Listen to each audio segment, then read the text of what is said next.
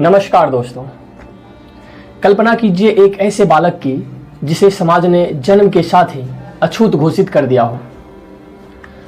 स्कूलों में पानी छूने तक का अधिकार ना हो, शिक्षा के सारे दरवाजे बंद हो और जिंदगी भर के लिए गुलामी की जंजीरों में जकड़ दी गई हो। लेकिन क्या कोई इंसान अपनी नियति को चुनौती देकर अपना इतिहास बदल सकता है? आज जिस दिव्य महामानव की बात कर रहे हैं, उन्होंने ना सिर्फ ऐसा किया बल्कि भारत की आत्मा को ही एक नया स्वरूप दे दिया। आखिर वो कौन सा जुनून था जो एक दलित बच्चा को कोलंबिया यूनिवर्सिटी और लंदन स्कूल ऑफ इकोनॉमिक्स की दीवारों तक पहुंचाया? वह कौन सी आग थी जिसने मनुस्मृति को जलाकर संविधान की पन्ना को रचा? और वो कौन सा सपना था जिसने करोड़ों दलितों की आंखों में आजादी की सूरज जगाया?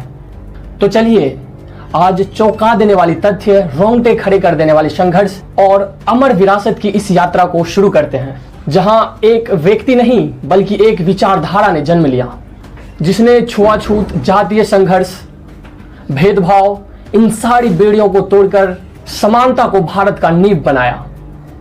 तो चलिए इस यात्रा को शुरू करते हैं और ज्ञान, संघर्ष तथा न्याय के प्रतीक बाबा साहब अंबेडकर के जीवन के अदृश्य पन्नों को पलटने की कोशिश करते हैं। अगर हम बाबा साहब के बचपन और बचपन में होने वाले संघर्षों की बात करें तो बाबा साहब अंबेडकर की जन्म 14 अप्रैल 1891 में मध्य प्रदेश के महू नामक एक स्थान पर जन्म हुआ। उनके पिता रामजी सकपाल सेना में थे और माता भीमाबाई ने उन्हें बचपन में ही शिक्षा का महत्व समझाया था। लेकिन समाज ने मानो जन्म के दिन ही यह तय कर दिया हो कि ये बच्चा आगे नहीं बढ़ेगा क्योंकि यह एक अछूत है। स्कूल में पढ़ने के लिए दाखिला तो मिल गई, लेकिन इज्जत कभी नहीं मिली। हर रोज बाबा साहब अंबेडकर को तानों की थप्पड़ और भेदभाव की दीवारों से लड़ना पड़ता था।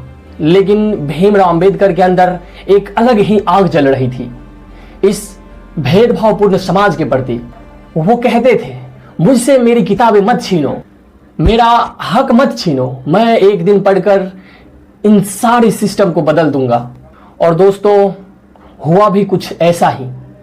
जिस व्यक्ति को दुनिया ने, इस समाज ने अछूत बोलकर रोकना चाहा, उसी व्यक्ति ने दुनिया की सोच बदल दी।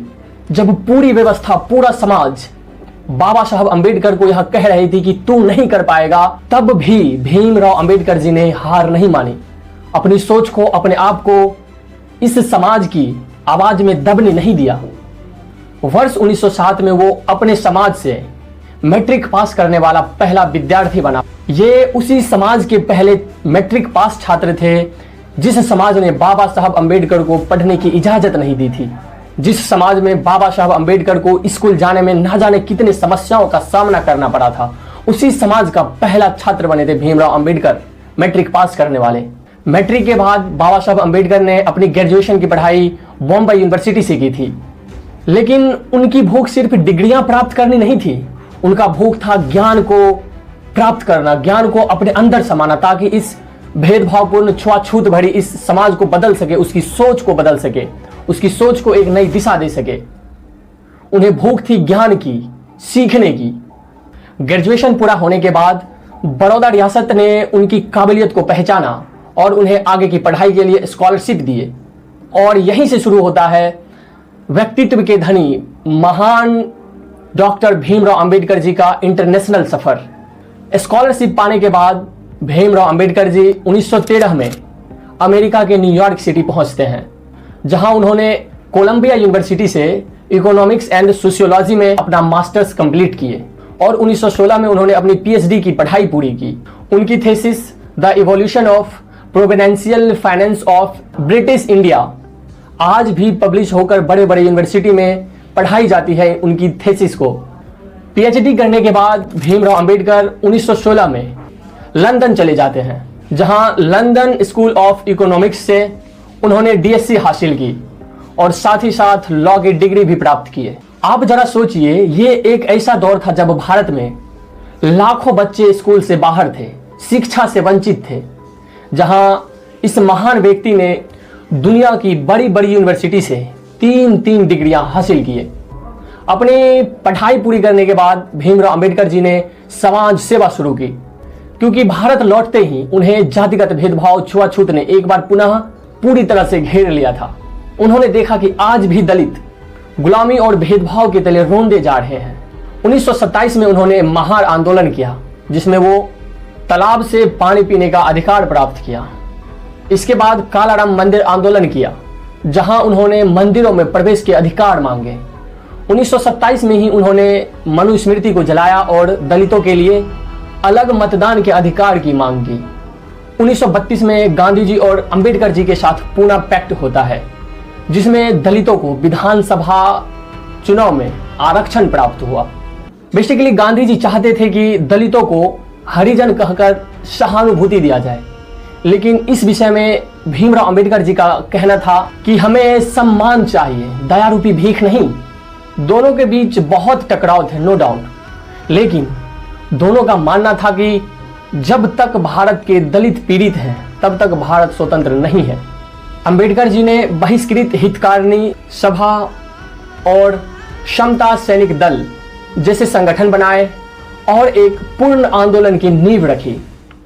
15 अगस्त 1947 को हमारा देश भारत आजाद होता है और तत्कालिक प्रधानमंत्री पंडित जवाहरलाल नेहरू ने भीमराव अंबेडकर जी को भारत का कानून मंत्री बनाते हैं।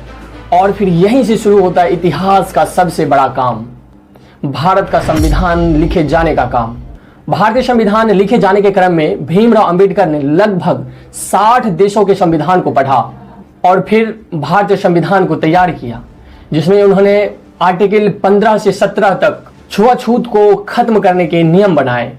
26 नवंबर 1949 को हमारा संविधान बनकर तैयार हो गया था, जो समानता, स्वतंत्रता और न्याय पर आधारित थी।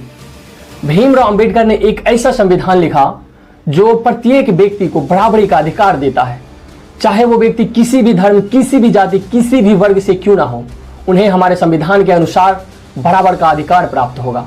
ऐसा संविधान लिखा गया हमारे भीमराव अंबेडकर जी के द्वारा। इसीलिए भीमराव अंबेडकर को भारतीय संविधान का वास्तुकार भी कहा गया है। अंबेडकर जी को हमेशा से ही जातिवाद और वर्ण व्यवस्था से बेहद ही नफरत रहा। उन्होंने कहा था, मैं हिंदू जरूर पैदा हुआ हूं लेकिन मरूंगा नहीं हिंदू में। और 14 अक्टूबर 1956 को अपने लगभग 5 लाख फॉलोअर्स के साथ उन्होंने नागपुर में हिंदू धर्म का त्याग करके बौद्ध धर्म को ग्रहण कर लिए। और फिर समय आता है 6 दिसंबर 1956 का, जब भारत ने एक महान क्रांतिकारी को खो दिया। यानी 6 दिसंबर 1956 को इस महान क्रांतिकारी का निधन हो गया, लेकिन उनका विचार, उनका संघर्ष और उनका सपना आज भी जीवित है। 1990 में डॉक्टर भीमराव अंबेडकर जी को भारत रत्न से मरणोपरांत सम्मानित किया गया। आज हर साल 14 अप्रैल को संपूर्ण भारत देश में अंबेडकर जयंती के रूप में मनाया जाता है और अब तो सरकार भी इस दिन छुट्टी घोषित कर दी है। डॉक्टर अंबेडकर सिर्फ एक नाम नहीं है, बल्कि यह एक विचारधारा है। बराबरी, न्याय, समानता, स्वतंत्रता और आत्मसम्मान का विचारधारा। उनका कहना था कि शिक्षित बनो, संगठित रहो और संघर्ष करते रहो जीवन में। उनका सीख आज भी हमारा मार्गदर्शन करती है। अंत में आपसे एकमात्र रिक्वेस्ट है कि इस वीडियो को अधिक से अधिक लोगों तक शेयर करें, ताकि उन लोगों को भी भीमराव अंबेडकर जी के संघर्ष, त्याग और उनकी विचारधारा को समझ सके, जान सके और महसूस कर सके। जय हिंद।